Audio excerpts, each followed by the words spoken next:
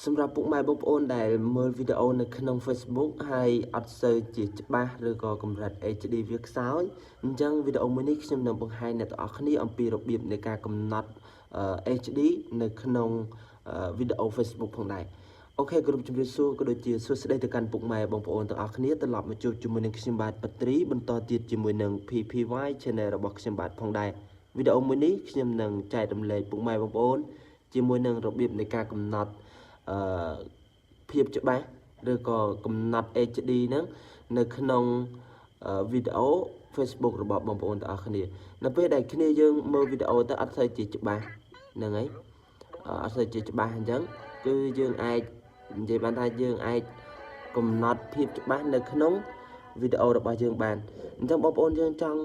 ឲ្យវាច្បាស់គ្នាយើងចុចកន្លែងសញ្ញាត្រេ3ខាងក្រោមនេះកន្លែងសញ្ញាចុច3ហ្នឹងចុចទៅលើវីដេអូណាដែលយើងកំពុងតែមើលហ្នឹង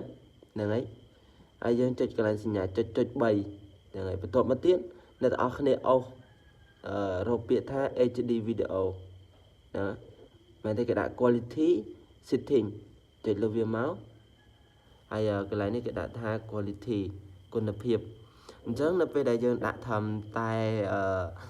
360 pixel កន្លែងនេះគឺច្បាស់ធំ360អញ្ចឹងយើងដាក់ឲ្យច្បាស់ខ្លាំងមានដល់ទៅ18ហ្នឹងហើយយើងចុច18ឬក៏លក្ខណៈថាហ្នឹងគឺច្បាស់ដូចអ្វីដែលគេបានផុសមកគឺគេផុសកម្រិត18ហ្នឹងតែម្ដងអញ្ចឹងបើសិនជាបងប្អូនយើងចង់ដាក់កម្រិតណាមួយដែលអាចនិយាយបានថាអ្នកទាំងអស់គ្នាត្រូវការហ្នឹងកម្រិតច្បាស់ផងវាគឺមានពី240រហូតដល់18អញ្ចឹងបើសិនជាបងប្អូនយើងចង់ដាក់នៅចំណុចណាមួយឬក៏កម្រិតច្បាស់ណាមួយគឺគ្នាយើងអាចកំណត់បានបញ្ជាក់កន្លែងនេះបើសិនជាសេវាយើង slow ក៏ពិបាកដែរយើងដាក់ទៅគឺវាអត់សូវជា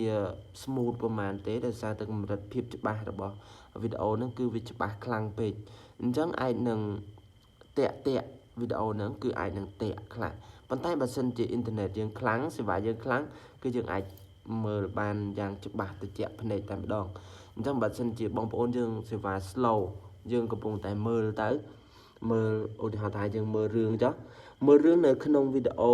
Facebook ហ្នឹងហើយវារៀង slow តាក់អញ្ចឹងយើងអាចកំ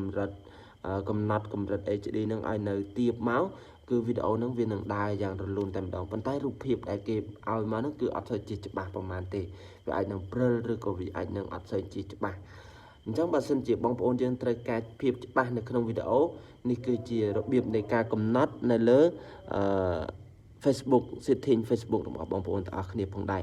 អូខេវីដេអូថ្ងៃហ្នឹងគឺខ្ញុំមានតែប៉ុណ្្នឹងហើយសម្រាប់ការចែករំលែកទៅកាន់ពុកម៉ែបងប្អូនទាំងអស់គ្នានៅថ្ងៃនេះបើសិនជាបងប្អូនយើងពេញចិត្តនៅវីដេអូមួយនេះកុំភ្លេចជួយចុច like ក៏ដូចជាចុច subscribe ទៅលើ channel YouTube របស់ខ្ញុំបាទម្នាក់មួយផងដើម្បីទទួលបានវីដេអូថ្មីនិងបទពិសោធន៍ខ្លីៗពីខ្ញុំបាទផងដែរអរគុណច្រើនបងប្អូនទាំងអស់គ្នាសម្រាប់ការតាមដានទស្សនាវីដេអូមួយនេះពីដើមរហូតដល់ចប់ជួបគ្នាវីដេអូបន្តទៀតជាមួយនឹងខ្ញុំបាទផងដែរ